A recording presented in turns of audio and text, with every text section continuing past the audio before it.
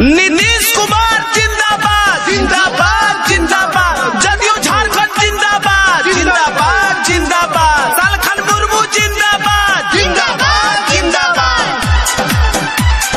नेता नीतीश बड़े सबका से बेटा, नेता नीतीश बड़े सबका से बेटा, इनके बढ़िया बने चल, इनके बढ़िया बने चल, बढ़िया बने चल, इनके बढ़िया बने चल।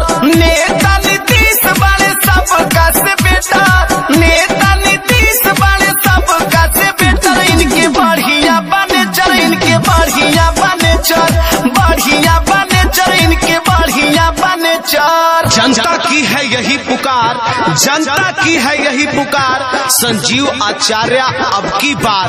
तो ये चाची ये माई ये बहिने दीदी सब केहू सुनी, आपके बेटा आपके लाल संजीव आचार्य। पूरा विश्वास है जनता के साथ, होगा झारखंड का पूरा विकास,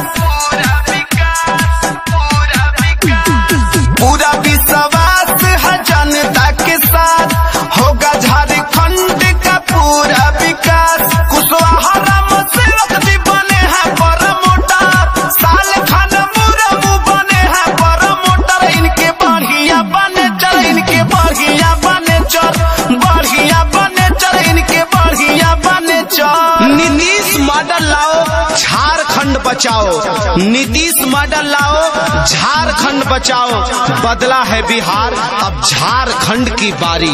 राम सेवक सिंह जिंदाबाद जिंदाबाद जिंदाबाद, झारखंड की पुकार जदयू की सरकार, संजीव आचार्य विधायक अब की बार।